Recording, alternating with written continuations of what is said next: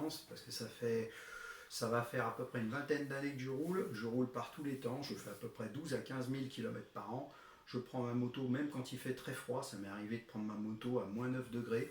J'ai essayé plein de choses différentes, je me suis renseigné, j'ai regardé un peu sur le net ce qu'il y a et on ne trouve pas beaucoup de choses pour lutter contre le froid. Donc moi mon idée c'est de vous faire un petit topo sur ce qu'on peut faire de rapide, d'accord, de pas trop se charger comme une mule, c'est-à-dire de mettre 50 couches et d'avoir des choses qui fonctionnent bien. Parce que j'ai essayé plein de choses et j'en suis venu à justement à faire des choix fonctionnels, d'accord, des choix qui sont rapides et en même temps efficaces. Donc là maintenant on va parler du corps. Pour lutter contre le froid au niveau du corps, c'est très important dans les pays nordiques, ils ne mettent jamais de coton sur la peau. Quand vous mettez du coton, automatiquement vous retenez la transpiration. Et quand vous retenez la transpiration, automatiquement vous avez une sensation de froid. La transpiration reste dans le coton et vous avez toujours cette sensation un peu d'humidité qui vous donne froid. Donc on ne met pas de coton. Dans les pays nordiques, ils mettent de la laine. Donc d'abord, on met quelque chose en laine directement sur le corps. Moi, ce que je fais, j'ai choisi la marque Damar, parce que Damar, c'est une marque qui est vieille, qui est réputée, qui est accessible, et qui propose différents modèles de sous-vêtements techniques qui fonctionnent très très bien. Donc déjà je vous fais la présentation.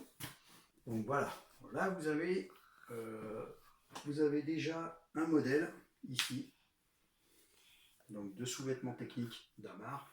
Ça c'est un sous-vêtement technique qui vous permet d'avoir un indice 4 contre le froid, c'est-à-dire jusqu'à 5 degrés.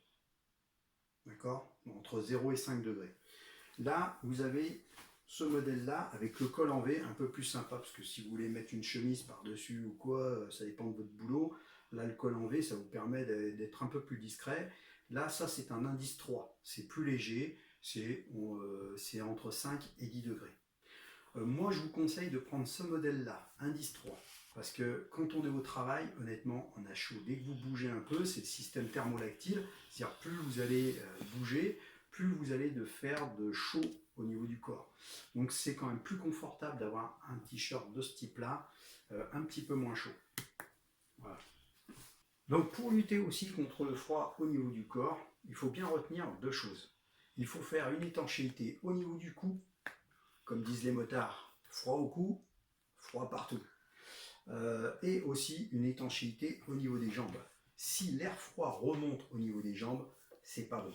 Moi j'ai fait du scooter, j'ai essayé un scooter, voilà, je me suis dit ouais c'est super, il y a le tablier, génial et tout, on peut se passer peut-être du pantalon de froid. Eh ben non, détrompez-vous, même avec un scooter avec le tablier, l'air passe sur les côtés, ça remonte, si vous ne mettez pas de pantalon de froid, ça ne marche pas.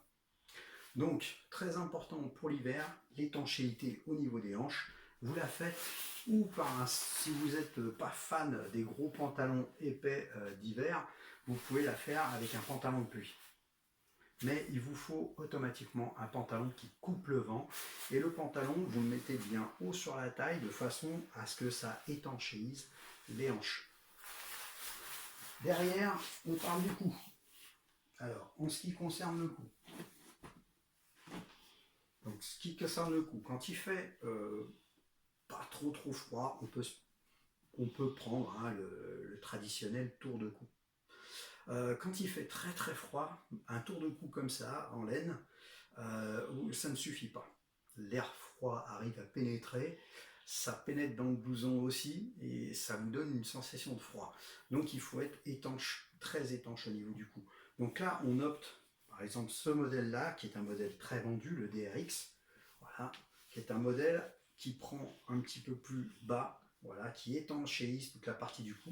Surtout que c'est très important, ça dépend de votre blouson. Si le blouson ferme pas trop haut au niveau du col, vous avez besoin de ce genre de tour de cou.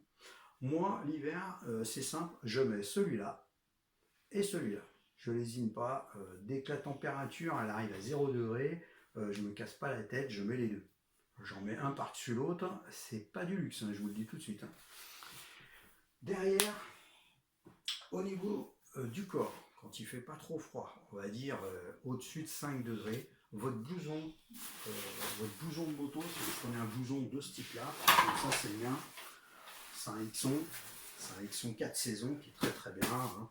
Voilà, il y a le dorsal, tout ça, il y a une doublure hiver, voilà, avec un insert étanche à l'intérieur, ça suffit. Quand on est au-dessus, on va dire, de 5 degrés. Après, quand ça descend en dessous de 5 degrés, et quand surtout on descend à des températures négatives, ce blouson-là ne suffira pas. Il va falloir vous protéger du froid par autre chose. Alors là, j'ai essayé plein de choses. J'ai essayé la traditionnelle veste de pluie, pliable, très pratique. Voilà, ça c'est la traditionnelle veste de pluie. J'ai essayé ça, c'est très fin, c'est du kawaii, hein. Ça suffit pas. On a quand même froid. Alors j'ai essayé d'autres choses pour l'hiver. Et il y a une chose qui marche bien. C'est la veste Bering, qui n'est pas très très chère. Elle vaut 45 €. C'est la Maniwata. C'est un petit peu difficile à retenir. Voilà, la veste Maniwata, c'est une veste qui n'est pas du tout pratique. Vous mettez cette veste de pluie dans votre sac, ça va vous prendre la tête parce qu'elle prend beaucoup de place. Elle est très épaisse. Et voilà. Et pour l'été, pour la pluie, il vaut mieux ce genre de veste-là. C'est beaucoup plus pratique. Mais pour l'hiver, la Maniwata, pour 50 €, elle est top. Vous mettez ça par-dessus votre blouson. Et là, je vous garantis que là, ça vous protège du froid à mort, même avec des températures négatives. Par contre, il faut quand même avoir un bon habit. Pas mettre 50 couches, vous mettez un damar. Par-dessus le damar, vous mettez, je sais pas, une chemise ou n'importe quoi. Et derrière, vous mettez une bonne veste en laine assez épaisse. Vous allez notamment chez Decathlon, vous mettez des vestes techniques comme ça par-dessus qui vous protègent du froid. Vous mettez votre blouson. Et derrière, par-dessus le blouson, quand vous descendez en dessous de zéro, vous mettez la Maniwata, vous verrez, elle est top. Alors la Maniwata, pour gagner du temps, je vous fais la démonstration. Je vous fais la démonstration sur une chaise. Voilà. Donc la Maniwata, sur la chaise, vous voyez bien. Là, on enfile la manche à l'intérieur. Moi, c'est ce que je fais le matin. Si je sais qu'il fait froid, je prépare ma surveste Bering là.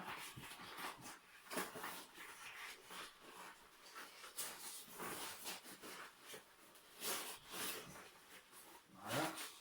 Je la mets bien au niveau des manches. Je tire bien. Ici aussi.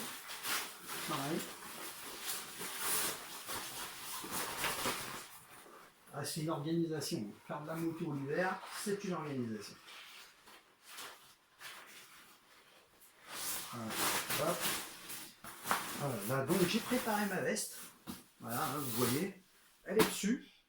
L'avantage, vous la prenez le matin, hop, vous la mettez sur le dos. Vous fermez d'abord votre blouson, hein, c'est normal. Vous fermez la surveste par-dessus. Et l'avantage de la Maniwata, c'est surtout ça. C'est qu'elle a un grand col. Et elle va venir par-dessus vous protéger aussi du froid au niveau du cou. Et ça, c'est important. Alors, on va parler des mains maintenant, parce que les mains, c'est super important, les mains. Voilà, je replace la caméra. Voilà. Alors, on va parler des mains maintenant, parce que les mains aussi, c'est important l'hiver. On a beau faire ce qu'on veut, les mains, quelquefois, on se dit, punaise, j'y arrive pas, j'ai tout le temps froid aux mains, qu'est-ce qui se passe, tout ça. Alors déjà, oui, il faut des bons gants. Ça c'est clair, c'est la règle. Mais surtout, la première règle, quand vous prenez votre moto l'hiver, c'est d'avoir les mains chaudes et d'avoir des gants chauds.